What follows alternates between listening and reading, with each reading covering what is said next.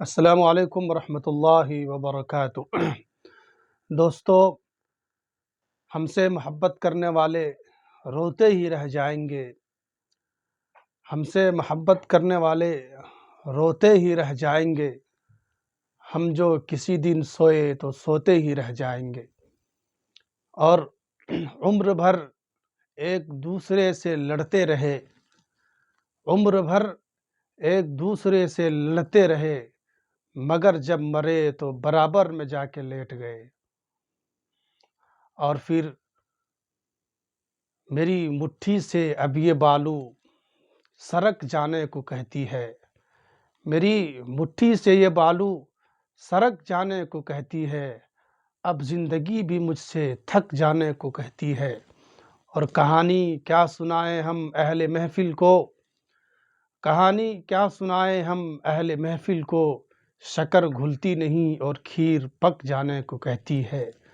اور جسے ہم اوڑھ کر نکلے تھے آغاز جوانی میں، چادر اب زندگی کی مسک جانے کو کہتی ہے۔ جی ہاں،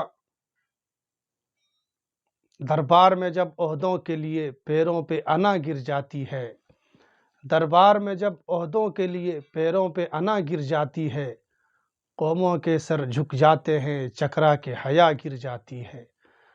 اب تک تو ہماری آنکھوں نے بس دو ہی تماشے دیکھے ہیں، یا قوم کے رہبر گرتے ہیں یا لوک سبھا گر جاتی ہے۔ جی ہاں، میری مٹھی میں ہے کچھ خاک ان کے آستانے کی، میری مٹھی میں ہے کچھ خاک ان کے آستانے کی، اب زمانہ کرے ہمت میری قیمت لگانے کی، میں جب مر جاؤں تو خاک مدینہ منہ پہ مل دینا، یہی بس ایک صورت ہے خدا کو منہ دکھانے کی۔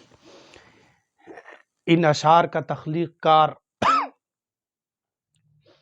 اور ان اشعار کے موجد کریٹر جناب ڈاکٹر منور رانا صاحب، جو آج یعنی 15 جنوری 2024 کو اس دار فانی سے رخصت ہو گئے۔ انا للہ و انا الیہ راجعون۔ منور رانا صاحب مرحوم، اللہ ان کو غریق رحمت کرے، کسی تعارف کا محتاج نہیں ہے۔ ہندوستان، پاکستان اور پوری دنیا بھر میں جہاں بھی اردو بولنے والے ہیں، ہر جگہ ان کی ایک چھاپ ہے، ان کی ایک پہچان ہے۔ اللہ تعالیٰ نے جو ان کو شعر و شاعری کا جو ملکہ دیا تھا، ان کی نظیر بہرحال ملنی مشکل ہے۔ وہ ایک قادر الکلام اور کوہنہ مشق شاعر تھے، ادیب بھی تھے، شاعر بھی تھے اور نثر نگار بھی تھے۔ ان کی جو ادبی جو خدمات ہیں وہ ایک صدی پر محیط ہے۔ اللہ تعالیٰ نے جو ہے ان سے دنیائی ادب کا بہت بڑا کام لیا۔ اب وہ دنیا سے جا چکے ہیں، ہر ایک کو جانا ہے، رخصت ہو چکے ہیں۔ میں چونکہ ان سے بہت متاثر تھا، ان کے اشعار کو میں اکثر سنتے رہتا تھا۔ ابھی 2 روز پہلے میں ان کا ایک مشاعرہ سن رہا تھا، غالباً وہ دبئی کا مشاعرہ تھا، تو انہوں نے جو ہے بات یہاں سے شروع کی کہ گڑ گڑائے نہیں ہاں حمد و ثنا سے مانگی، گڑ گڑائے نہیں ہاں حمد و ثنا سے مانگی، بھیک بھی جو ہم نے مانگی تو خدا سے مانگی۔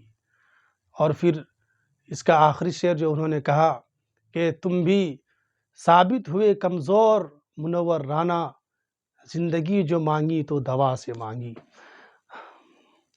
دوستو، غزل گوئی، غزل جس میں جو ہے محبوب سے بات کرتا ہے، جو شاعر جو ہے غزل لکھتے ہیں، جو غزل کہتے ہیں، تو غزل میں چونکہ عاشق اور معشوق کا تذکرہ ہوتا ہے، محبوب اور محبوبہ کا تذکرہ ہوتا ہے، لیکن منور رانا نے اسی غزل کو انہوں نے اپنا جو محبوب بنایا وہ اپنی ماں کو بنایا۔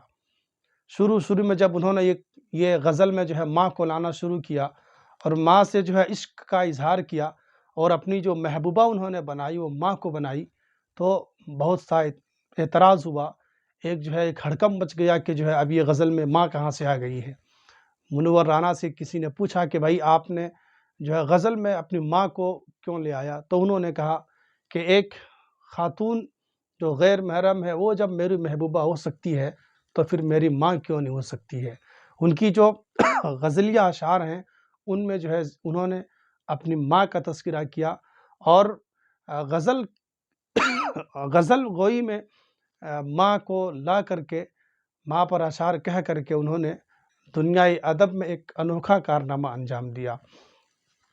دیکھ لے اے اندھیرے دیکھ لے تیرا منہ کالا ہو گیا، ماں نے آنکھیں کھول دی گھر میں اجالا ہو گیا، گھر آیا کسی کے حصے میں یا کوئی دکا آئی، میں گھر میں سب سے چھوٹا تھا میرے حصے میں ماں آئی۔ اور پھر کشتی جب بھی میری سیلاب میں آ جاتی ہے، کشتی جب بھی میری سیلاب میں آ جاتی ہے، ماں دعا کرتی ہوئی خواب میں آ جاتی ہے۔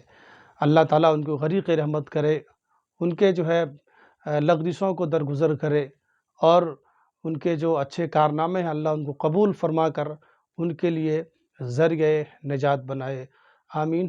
وما علینا الا البلاغ۔